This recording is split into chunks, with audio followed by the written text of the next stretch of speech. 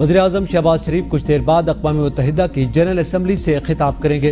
तर्जुमान दफ्तर खारजा के मुताबिक वज़ीर-ए-आज़म खिताब में मसला फ़लस्तीन और कश्मीर की अहमियत पर जोर देंगे। वज़ीर-ए-आज़म आलमी अमन सलामती फलाह बहबूद में अक़वाम मुत्तहिदा के किरदार की हिमायत करेंगे। शहबाज शरीफ आलमी इक़्तिसादी ताल्लुकात में नाइंसाफ़ियात दूर करने और बैनुल-अक़वामी मालियाती ढांचे में इस्लाहात पर जोर देंगे। वज़ीर-ए-आज़म आबो हवा की तब्दीली के लिए फौरी इक़दामात और इस्लामोफोबिया के बढ़ते रुझान के खिलाफ फौरी इक़दामात की अपील करेंगे।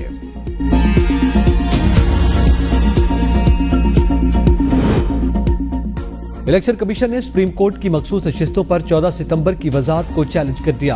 अक्सरियती जजेस की 14 सितंबर की वजाहत पर इलेक्शन कमीशन ने नजर-ए-सानी दायर कर दी। मौक़िफ़ इख्तियार किया कि अदालती फैसले पर ताख़ीर का जिम्मेदार इलेक्शन कमीशन नहीं। 12 जुलाई फैसले की वजाहत 25 जुलाई को दायर की। सुप्रीम कोर्ट ने 14 सितंबर को वजाहत का ऑर्डर जारी किया। पीटीआई की दस्तावेज पर अदालत ने इलेक्शन कमीशन को नोटिस जारी किया। ना अदालत ने तहरीक इंसाफ की दस्तावेजात पर इलेक्शन कमीशन से जवाब तलब किया। इलेक्शन कमीशन वजाहत की दरखास्त के बाद पार्लियामेंट ने कानून साजी कर दी। सुप्रीम कोर्ट 14 सितंबर की वजाहत पर नजर-ए-सानी करे। इलेक्शन कमीशन ने मखसूस नशिस्तों के फैसले को मफरूजों पर मबनी करार दे दिया। नजर-ए-सानी केस में मजीद गुजारिशात जमा करवा दी। नजर-ए-सानी पर फैसला होने तक अदालती फैसले पर हुक्म इम्तिनाअ जारी करने की इस्तदा। मौक़िफ़ अपनाया। सुप्रीम कोर्ट तशरीह की आड़ में आइन को दोबारा नहीं लिख सकती। तफसीली फैसले में अदालत ने 41 अरकान को तहरीक इंसाफ तक महदूद कर दिया। आज़ाद अरकान की सियासी जमात में शमूलियत की मियाद 3 दिन। सुप्रीम कोर्ट ने अरकान को 15 दिन देकर आइन के अल्फाज को बदल दिया। बैरिस्टर गौहर के सर्टिफिकेट को दुरुस्त भी मान लें तो पीटीआई अरकान की तादाद 39 नहीं बनती। तहरीक इंसाफ को मखसूस नशिस्तों का रिलीफ नहीं दिया जा सकता।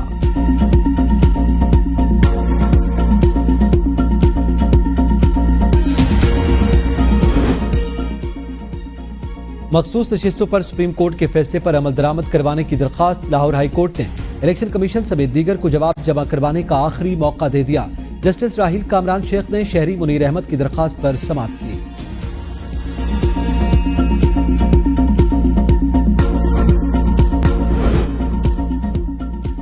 तहरीक इंसाफ का कल लियाकत बाग में एहतजाज का ऐलान। मीडिया से गुफ्तगू में शेख वकास ने कहा, यह एहतजाज अदलिया की आज़ादी और महंगाई के खिलाफ है। जो भी मुल्क लूटने वालों को सपोर्ट करेगा वो उतना ही कसूरवार है जितना मुल्क लूटने वाला है। लोग अब उनसे नफरत करने लग गए। इलेक्शन कमीशन पार्टी बन चुका। मुल्क में सिर्फ बहरान और सिर्फ इलेक्शन कमीशन की वजह से है। सेनेटर शिबली फराज बोले, बुशरा बीबी को जेल में रखकर बानी चेयरमैन को अजियत और कमजोर करने की कोशिश की जा रही है। अगर सजा देनी है तो दें। साबिक वज़ीर-ए-आज़म को इंसाफ नहीं मिल रहा, आम आदमी को कैसे मिलेगा?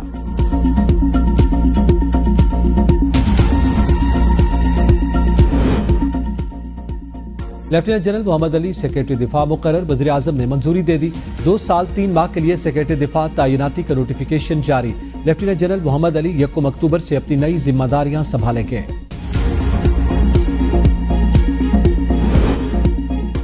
वज़ीर-ए-आज़म की अमरीकी कंपनियों को हुकूमत की पॉलिसियों से इस्तेफादे की दावत। शहबाज शरीफ से अमरीका पाकिस्तान बिजनेस काउंसिल के वफ्द की मुलाकात। वज़ीर-ए-आज़म ने कहा, अमरीकी कंपनियां बाहमी फायदे के लिए मुश्तरका मंसूबे शुरू कर सकती हैं। मईशत के तमाम शोबों में अमरीकी सरमायाकारी को राग़िब करना तरजीह है। कारोबार में सहूलत के लिए कारपोरेट हलकों की तजावीज़ को तरजीह दी। SIFC सरमायाकारी के लिए ज़राअत, IT, तबनाई, कानकनी में सहूलत फराहम करता है। उसका मकसद सरमायाकारों के एतमाद में इजाफा, मसाइल का फौरी हल है।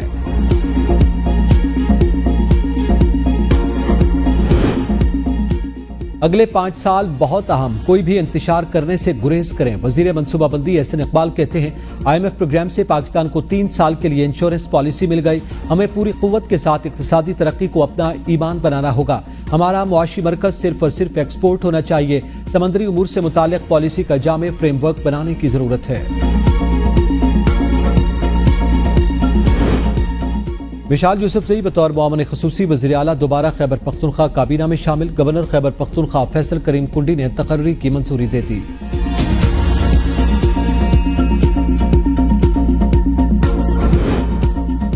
आर्टिकल 63 है, नजर-ए-सानी अपीलों का मामला। सुप्रीम कोर्ट ने कॉज लिस्ट जारी कर दी। चीफ जस्टिस काजी फायजीसा की सरबराही में 5 रुकनी लार्जर बेंच 30 सितंबर को समाअत करेगा। लार्जर बेंच में जस्टिस मुनीब अख्तर, जस्टिस अमीनुद्दीन खान शामिल। जस्टिस जमाल खान मंदुखेल और जस्टिस बजहर आलम मियां खेल भी लार्जर बेंच का हिस्सा है।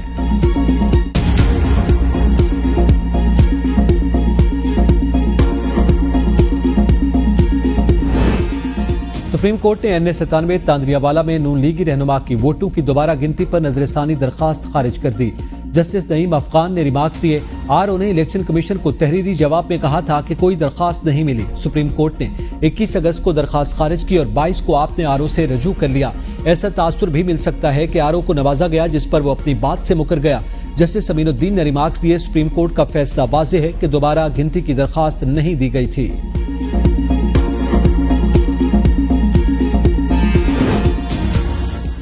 अगस्त में महंगाई की शरह गुज़िश्ता 34 माह की कम तरीन सतह पर। रवां माली साल के पहले माह बजट खसारा 72% इजाफे से 368 अरब रुपए तक पहुंच गया। वजारत खजाना ने रवां माली साल की मुआशी कारकर्दगी रिपोर्ट जारी कर दी। रिपोर्ट के मुताबिक सितंबर में बरामदात 3 अरब और दरामदात 5 अरब डॉलर तक जा सकती हैं।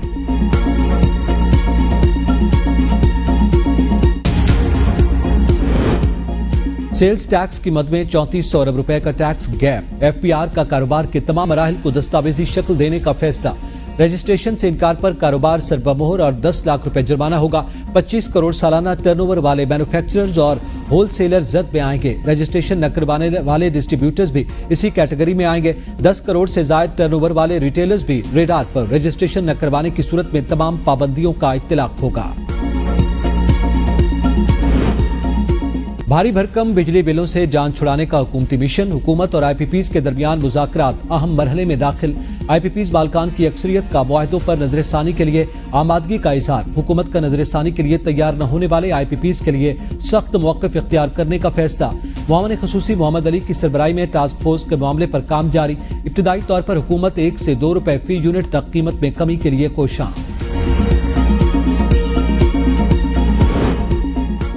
वज़ीर-ए-आला मरियम नवाज का पंजाब भर में स्कूल बिल्डिंग्स की चेकिंग का हुक्म। मखदूश और खस्ता हाल इमारतों में बने स्कूल सील करने की हिदायत। मुजफ्फरगढ़ के डिप्टी कमिश्नर ऑफिस में अरकान असम्बली से मुलाकात के दौरान कहा, अवामी उमूर पर नजर है, तमाम मसाइल हल करना चाहते हैं। यकीन है कुछ सालों में शिकायत बरकरार नहीं रहेंगी। शाबाश देने में कंजूस नहीं, चीजों को बेहतर करने के लिए सख्त रवैया अपनाना पड़ता है। हर आने वाले दिन में बेहतरी आ रही है। पुलिस को अवाम में रिलीफ और मुजरमों में खौफ का एहसास पैदा करना चाहिए। अरकान असम्बली ने अवामी मसाइल के हल के लिए तजावीज और सिफारिशात पेश की।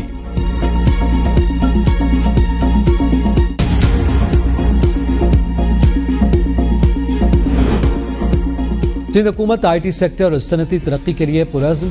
आईटी सेक्टर में रोजगार के बड़े मौके हैं। सनती तरक्की से रोजगार मिलेगा और मईशत भी मजबूत होगी। वज़ीर-ए-आला सिंध मुराद अली शाह की इंटरनेशनल फाइनेंस कॉरपोरेशन के रीजनल डायरेक्टर ख्वाजा आफ्ताब अहमद से गुफ्तगू।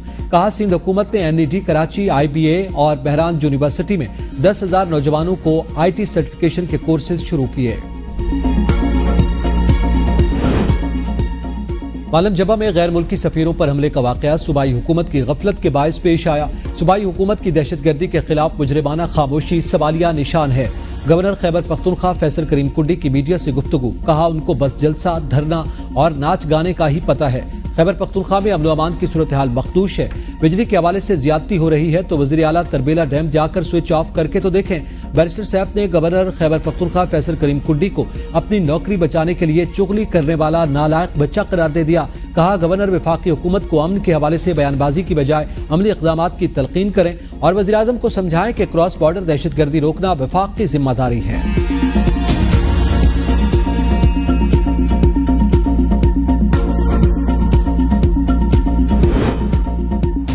खैबर पख्तूनख्वा हुकूमत पर करप्शन के इल्जामात। वज़ीर-ए-आला के भाई फैसल अमीन ने गवर्नर के खिलाफ हर्जाने का केस दायर कर दिया।